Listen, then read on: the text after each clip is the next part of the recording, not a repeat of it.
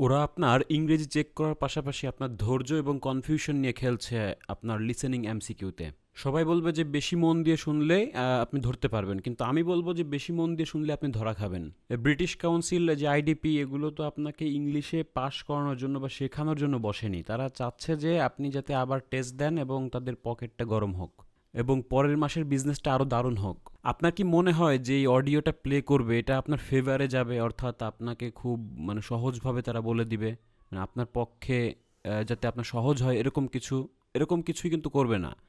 তারা আপনাকে ঘোল খাওয়ানোর জন্য কিন্তু অডিওটা ওইভাবেই তৈরি করেছে, কারণ এত সহজে যদি আপনি শুনতেন এবং দিতেন তাহলে তো সবাই পারতো, কিন্তু এটা আপনার ফেভারে যাবে না।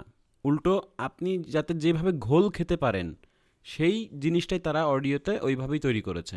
অনেকে তো আসলে এমসিকিউ দিয়ে মনে করেন যে আজকে ফাটিয়ে দিয়েছি, কিন্তু এরপর যখন রেজাল্ট বের হয় অবস্থা কাহিল হয়ে যায়। তার মানে কি আপনি সব ভুল করছেন, একটাও আপনার সঠিক হয়নি।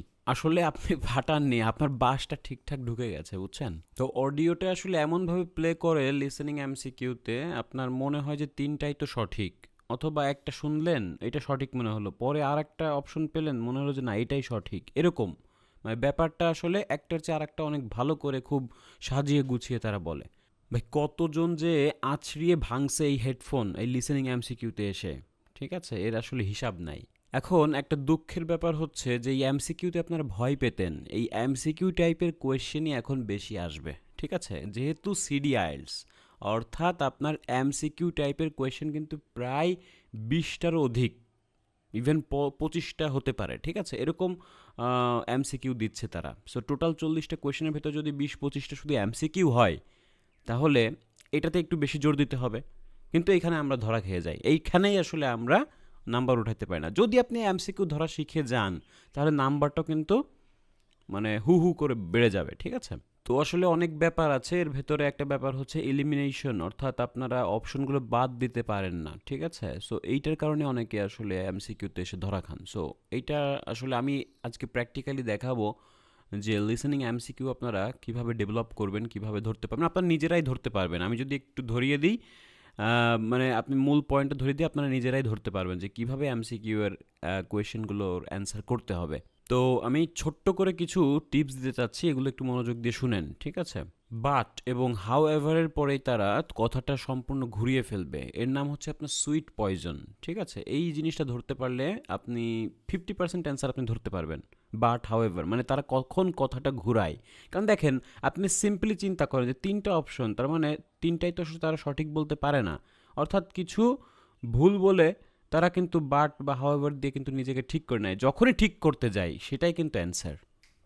2 নম্বর টিপস হচ্ছে আপনারা আসলে খুব সুন্দরভাবে কোয়েশ্চেনগুলো পড়বেন, ঠিক আছে। কোয়েশ্চেনে আসলে অ্যাকচুয়ালি কী চেয়েছে সেই হিসেবে আপনি কিছু কিওয়ার্ড দাগিয়ে নেবেন অপশনে, ঠিক আছে। এগুলো না করতে পারলে আসলে এমসিকিউ কখনোই ধরতে পারবেন না, কারণ আপনি যদি উদ্দেশ্যটাই ঠিক না রাখতে পারেন যে আপনি কি খুঁজবেন, অডিও শুনে আপনি কোন বিষয়টা ধরবেন, এটা যদি না করতে পারেন তাহলে তো এমসিকিউ আপনি কখনোই অ্যান্সার করতে পারবেন না।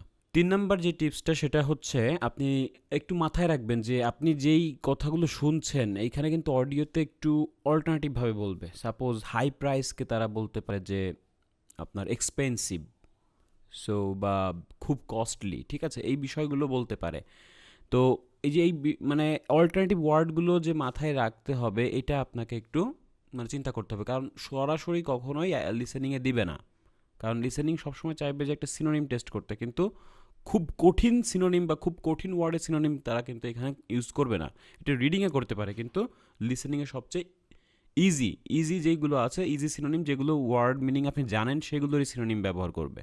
4 নম্বর টিপস, যে এই এমসিকিউতে আসলে 2জন বা 3জন অনেক সময় কথা বলে একটা বিষয় নিয়ে। তো মনে করেন যে একজন কথা বলতেছে একটা বিষয় নিয়ে, তো আরেকজন আসলে সেটার কথা কাটতেছে। সো কাটাগুলো আসলে নেওয়া যাবে না, যেগুলো আসলে লাস্ট আউটকাম বা লাস্ট রেজাল্ট যেটা হয় সেটাই হলো অ্যান্সার, ঠিক আছে। অনেক আলোচনা করে না, আলোচনা যেটা আসলে নেগেটিভ যায় সেগুলো আপনি বাদ দিবেন। প্রশ্ন বেশিরভাগই আপনার পজিটিভ জিনিস চাইবে। তো সেই পজিটিভ থিংসই আপনি নিয়ে নেবেন, বা যেটা আসলে হাবোধক সেটাই হলো আপনার অ্যান্সার। 5 নম্বর টিপস যেটা হচ্ছে, এখানে 2জন ব্যক্তি কথা বলতে পারে। সো কোন ব্যক্তি, একটা মনে করেন যে একটা আপনার এখানে ফিমেল একটা মেল, অর্থাৎ ফিমেল বা মেল কে অ্যান্সার করতে পারে, আপনার এই প্রশ্নের অ্যান্সারটা কে দিতে পারে সেটা গেস করা। এইটা যদি ধরতে পারেন তাহলে আপনার জন্য ইজি হয়ে যাবে। সাপোজ আমি একটা জিনিস বলি এখানে যে 22 নাম্বারটা দেখেন যে John choose a dishwasher because he wanted to make dishwasher more appealing, more common, more economical. So দেখেন তাহলে এখানে অ্যান্সারটা কে দিতে পারে? অবশ্যই এখানে জন অ্যান্সার দিবে, ঠিক আছে, কারণ সে কারণগুলো সে ব্যাখ্যা করবে, এক্সপ্লেন করবে। তো এখানে জনের অ্যান্সারগুলো আপনি ধরার চেষ্টা করবেন। তো আমি প্র্যাকটিক্যালি দেখাচ্ছি, সম্পূর্ণ ভিডিওটা দেখবেন। আর শুরু করার আগে একটা কথা বলবো, আপনারা তো ভাই অ্যাক্টিভ না, বুঝছেন? অ্যাক্টিভ কীভাবে বুঝবো? আপনারা তো আসলে একটা মানে এডুকেশনাল ভিডিও হলেও আপনারা কমেন্টস করেন না।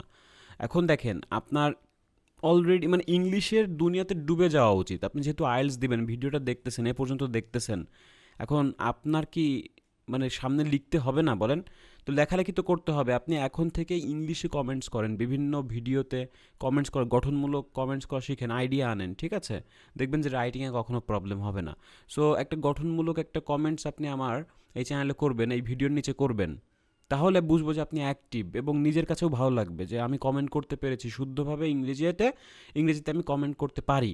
তো এই যে ছোটো ছোটো কনফিডেন্সগুলো কিন্তু আপনার আত্মবিশ্বাসের লেভেলটা অনেক দূর নিয়ে যাবে।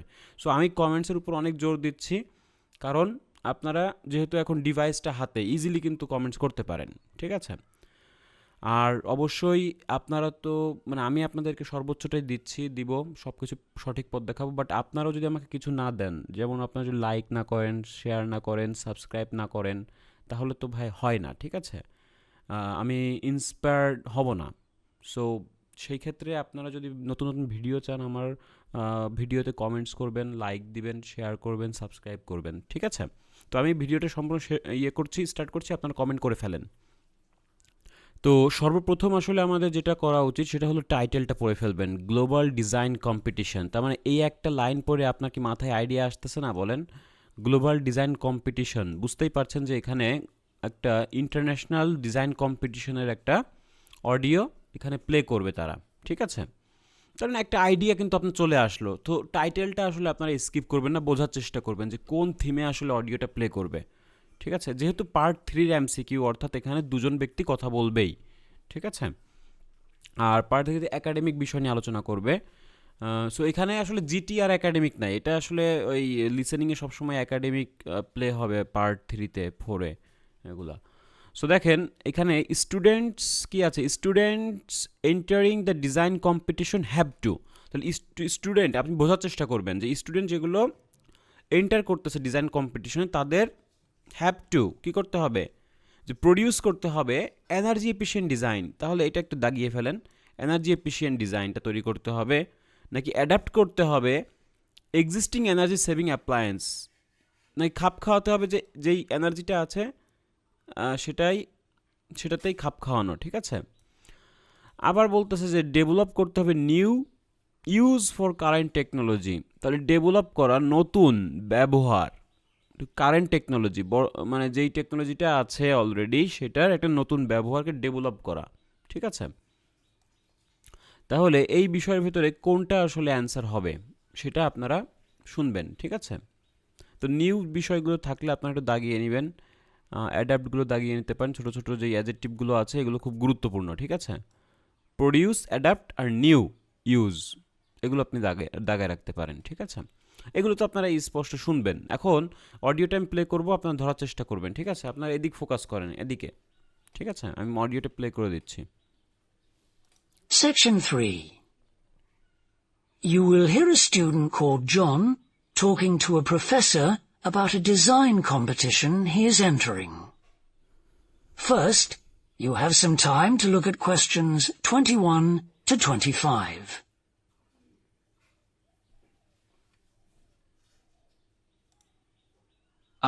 Hello, Professor. I'm John Wishart. I'm working on my entry for the Global Design Competition. My tutor said you might be able to help me with it. Ah, yes, I got a copy of your drawings. Come in and tell me about it. What sort of competition is it? Well, it's an international design competition, and we have to come up with a new design for a typical domestic kitchen appliance. I see. And are there any special conditions? Does it have to save energy, for example? Actually, that was the focus in last year's competition. This year's different. We have to adopt an innovative approach to existing technology. using it in a way that hasn't been thought of before. I see, that sounds tricky. And what kitchen appliance have you chosen? Well, I decided আচ্ছা, তাহলে যেই কথাটা বললো আমরা যতটুকু শুনতে পারলাম, এখানে বলতেছে কি যে মানে স্টুডেন্টের আসলে কি করতে হবে। সো এখানে কিন্তু জন বলেছিল যে এটা ইন্টারন্যাশনাল ডিজাইন কম্পিটিশন, আমাদের একটা কি করতে হবে, we have to come up with new design for typical domestic kitchen appliance. কিন্তু সে কিন্তু বলে দিয়েছে, ঠিক আছে, আমাদের কি করতে হবে, we have to come up with. তাহলে এই যে হ্যাভ টু কি করতে হবে, একটা নতুন ব্যবহার করতে হবে কারেন্ট টেকনোলজির উপরে। কারেন্ট টেকনোলজি বলতে অলরেডি আপনার হচ্ছে টিপিক্যাল ডোমেস্টিক যেই বিষয়গুলো আছে, তো সেটা একটা নতুন ডিজাইনের কথা বলতেছে, ঠিক আছে। সো এই কথাটা আসলে আমাদের অ্যান্সার হিসেবে নিতে হবে। কারণ কি, কারণ এখানে বলতেছে যে নিউ ডিজাইনের কথা বলতেছে, ওই যে we have to come up with, ঠিক আছে, new design for a typical domestic kitchen appliance, ঠিক আছে।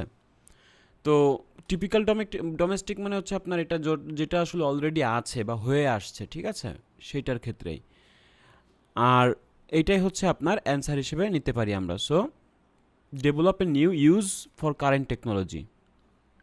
আর যেটা আসলে বলছে যে আরেকটা যেটা বলছে যে কোনো এনার্জি সেভিং এক্সাম্পল আছে কিনা। সো এখানে বলছে যে এটা আসলে ফোকাস করা ছিল লাস্ট ইয়ারে, তার মানে এটা হলো লাস্ট ইয়ারের ব্যাপার স্যাপার। সো এটা ধরার দরকার নাই, এটা গত বছরের যে কম্পিটিশনটা ছিল সেটা গত বছরের, এটা বি নাম্বারটা, তো এটা হবে না, ঠিক আছে। আচ্ছা, তো এটা আমি আবার দিচ্ছি, দেখেন। Well, it's an international design competition, and we have to come up with a new design for a typical domestic kitchen appliance. I see. And are there any আচ্ছা, তাহলে বুঝতে পেরেছেন যে আমরা সি কেন দিচ্ছি। এরপর দেখেন, এটা ধরার চেষ্টা করবেন যে John choose a dishwasher because he wanted to make dishwasher more appealing, more common, more economical. তাহলে সে কী করতে চেয়েছে, এটা আরও দৃষ্টিনন্দন করতে চেয়েছে, আরও খুব সাধারণ করতে চেয়েছে এবং খুব সস্তা করতে চেয়েছে। সো কোনটা আসলে অ্যাকচুয়াল অ্যান্সার হবে সেটা আপনার ধরার চেষ্টা করবেন। Well, I decided to choose the dishwasher. Interesting. What made you choose that? Well, they're an everyday kitchen appliance in most Australian houses, but they're all pretty boring and almost identical to each other. I think some people will be prepared to pay a little extra for something that looks different. It's a nice idea. I see you've called your আচ্ছা, তাহলে দেখেন এখানে আসলে কেন সে choose করলো সে কিন্তু ব্যাখ্যা দিয়েছে, জন কিন্তু বলেছে, এখানে জনই কিন্তু অ্যান্সার দিল যে সে কেন এটা চুজ করেছে। সে বলল যে প্রত্যেকটা অস্ট্রেলিয়ান হাউসে যেগুলো অ্যাপ্লায়েন্স আছে সেগুলো আসলে বোরিং, ঠিক আছে, এবং মনে করেন যে আইডেন্টিক্যাল অ্যান্ড একই রকম। সো সেখানে একটু সে কী করেছে যে মানুষরা আসলে প্রস্তুত আছে যে এক্সট্রা পে করতেও রাজি আছে যদি এটা ডিফারেন্ট দেখায়। তাহলে সেই কথাটার সঙ্গে কোনটা যাবে, দেখেন তো, ডিফারেন্ট দেখানো মানে কি, এটা কি ইকোনমিক্যাল হবে না কমন হবে না আপেলিং হবে। সো অবশ্যই এখানে কমন সে করতে চাচ্ছে না, সে সস্তার কথাও বলেনি, কারণ সে বলছে যে এক্সট্রা পে করতেও মানুষ রাজি আছে, তার মানে সে সস্তা করতে চাচ্ছে না, সে চাচ্ছে কি একটু ডিফারেন্ট করতে, লুকস ডিফারেন্ট মানে কি মোর অ্যাপিলিং। সো এইটা হচ্ছে আপনার অ্যান্সার। সো মোর অ্যাপিলিং করতে চাচ্ছে সে, তো কারণটা কিন্তু সে এক্সপ্লেন করলো। ওকে, এরপর দেখেন যে the stone in John's rockpool design, তাহলে এটা একটা কিওয়ার্ড, এই ওয়ার্ডটা শুনবেন, এটা নিয়ে কথাবার্তা বলবে। So stone in John's rockpool design is used ডেকোরেশনের জন্য নাকি সুইচ করার জন্য নাকি পানিটা বের হওয়া আটকানোর জন্য, to stop water escaping. So দেখেন যে রকপুল ডিজাইনে যে স্টোনটা ব্যবহার করা হচ্ছে এটা কিসের জন্য, ডেকোরেশন, সুইচ নাকি পানিটা আটকানোর জন্য? It's a nice idea. I see you've called your design the rock pool. Why is that? Basically, because it looks like the rock pools you find on a beach. The top is made of glass so that you can look down into it. And there's a stone at the bottom. Is that just for decoration? Actually, it does have a function. Instead of pushing a button, you turn the stone. So it's really just another way of starting the dishwasher. আচ্ছা, তাহলে আপনার কি এটা ধরতে পেরেছেন কিনা আমাকে জানাবেন। এটা কি ডেকোরেশনের জন্য দিয়েছে নাকি সুইচ করার জন্য নাকি পানিটা আটকানোর জন্য? তো এখানে কিন্তু জিজ্ঞেস করেছে যে এখানে এটা কি আসলে ডেকোরেশনের জন্য কিনা, দেখেন জিজ্ঞেস করেছিল এটা। Is that just for decoration? দেখেন এটা কি ডেকোরেশনের জন্য? এখন সে কিন্তু ইয়েস বলতে পারতো। যদি ইয়েস বলতো বা হ্যাঁ বোধক বলতো তাহলে আমরা অবশ্যই ডেকোরেশনের অ্যান্সারটা দিয়ে দিতাম। কিন্তু সে ঘুরিয়ে পেয়েছে বলতেছে যে অ্যাকচুয়ালি দেখেন কি বলে। Actually, it does have a function. Instead of pushing a button, you turn the stone. দেখেন সে কিন্তু হাবোদক না বলে সে একটা ব্যাখ্যা দিল, সেই ব্যাখ্যাটাই হলো অ্যান্সার। তার মানে ডেকোরেশনের জন্য না, সরাসরি কিন্তু না বলেনি, নো বা ইয়েস কিছুই বলেনি, কিন্তু সে অন্য একটা ব্যাখ্যা দিল। সেই ব্যাখ্যাটার সঙ্গে একটা ইয়ে কিন্তু আমাদের জড়িয়ে আছে, সেটা হলো টু সুইচ ইট অন। ঠিক আছে, কারণ পুশিং বাটনের বা বাটন পুশ করে এটা আপনি অন করতে পারবেন। ঠিক আছে, সো সেই বিষয়টা এখানে বলা হলো। দেখেন Actually, it does have a function. Instead of pushing a button, you turn the stone. So it's মানে বাটন পুশ করার চেয়ে আপনি কি করতে পারেন, এটা এই পাথরটা টার্ন করে অন করতে পারেন। ঠিক আছে, এটা একটা সুইচের কাজই করতেছে। আচ্ছা, তাহলে এইটা হলো আমাদের অ্যান্সার।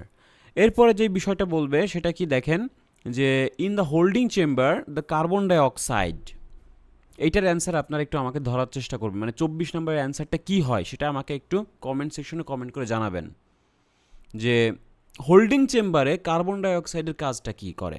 ঠিক আছে, অবশ্যই এটা আমাকে, মানে হোল্ডিং চেম্বার নিয়ে যখন কথাবার্তা হবে তখনই এটা পাবেন, যে এটা কি চেঞ্জেস ব্যাক টু গ্যাস, এটা কি আবার গ্যাসে পরিণত হয়, নাকি এটা ডিশেসগুলোকে শুকনা করে ফেলে, ড্রাই করে ফেলে, নাকি আসলে এটা আরও ঠান্ডা করে।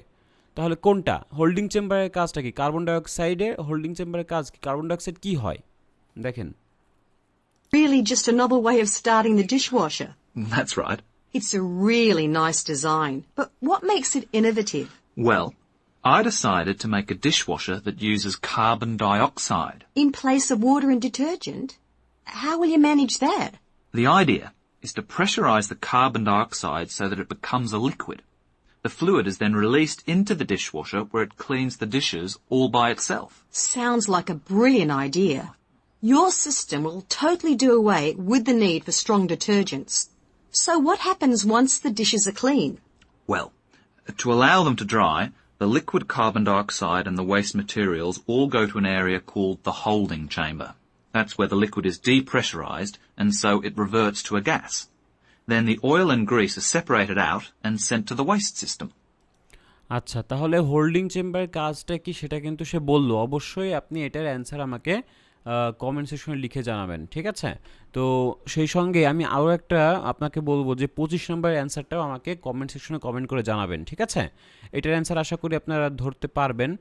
25 নম্বরটাও আশা করি আপনারা ধরতে পারবেন। ঠিক আছে, যে at the end of the cleaning process the carbon ডাই অক্সাইড, এটা কি হয়, এটা কি বাতাসে মিলিয়ে যায়, is release to into air, নাকি আসলে is disposed of with the waste, এটা ময়লার সঙ্গে আসলে মিলিয়ে যায়, নাকি আসলে এটা কালেক্ট করা হয় আবার পুনরায় ব্যবহার করার জন্য। তাহলে কার্বন ডাইঅক্সাইড কি হয়, ক্লিনিং প্রসেস শেষে কার্বন ডাইঅক্সাইডের কি হয় সেটা হলো আপনি অ্যান্সারটা লিখবেন। দেখেন It sounds like you've thought it all out very thoroughly. So what happens to the carbon dioxide once the process is complete? Not wasted, I hope. Actually, that's where the real savings are made. The carbon dioxide is sent back to the cylinder and can be used again and again. What a terrific idea. Do you think it will ever be built? আচ্ছা, তাহলে এটার answer কিন্তু বলে দিয়েছে। তো আশা করি 25 নম্বরের অ্যান্সারটাও আপনারা আমাকে কমেন্ট সেকশনে কমেন্ট করে জানাবেন। ঠিক আছে, 24 এবং 25-এর অ্যান্সার আমি জানতে চাই আপনারা কি ধরতে পেরেছেন কিনা। ঠিক আছে, কারণ একটা জিনিস কি, আমি কিন্তু আপনাদেরকে উদ্দেশ্য ধরিয়ে দিলাম যে মানে ভালো করে আপনি যদি নিজেই ভেঙে পড়েন কোয়েশ্চেনটা, তাহলে কিন্তু অডিওটা শুনে কিন্তু আপনি ধরতে পারবেন। আর এইটা যদি ক্লিয়ার না হয়, কোয়েশ্চেন যদি ক্লিয়ার না হয়, তাহলে অ্যান্সারগুলো কিন্তু ধরা যায় না। সো এমসিকিউ টাইপের কোয়েশ্চেনগুলো একটু বেশি সলভ করবেন, এইখান থেকে আসলে প্রশ্নগুলো অনেক আসবে। আর আমি যেটা আপনাদেরকে করলাম, আপনারা যে এই বিষয়গুলো মাথায় রেখে কিন্তু এমসিকিউ এর কাজগুলো একটু বাসায় বেশি করতে পারেন। ঠিক আছে, আর যারা আসলে খুবই দুর্বল বা কোনো গাইডলাইন পাচ্ছেন না, হিমশিম খাচ্ছেন, সো অবশ্যই আমার সঙ্গে যোগাযোগ করতে পারেন। আমার কোর্স ডিটেলসটা ডিসক্রিপশন বক্সে দেওয়া থাকবে, সেখান থেকে নাম্বার নিয়ে যোগাযোগ করতে পারেন। আমি ফুল প্রিপেয়ার করে আপনাকে এক্সামে বসাবো। ঠিক আছে, thank you so much for watching the full video. আমি আবারও বলছি, লাইক, কমেন্ট, শেয়ার, সাবস্ক্রাইব সবগুলোই করবেন। একটা ভিডিও পেলে এগুলো করলে একটা ক্রিয়েটর, একটা ইনস্ট্রাক্টর হ্যাপি হবে। ঠিক আছে, থ্যাংক ইউ সো মাচ।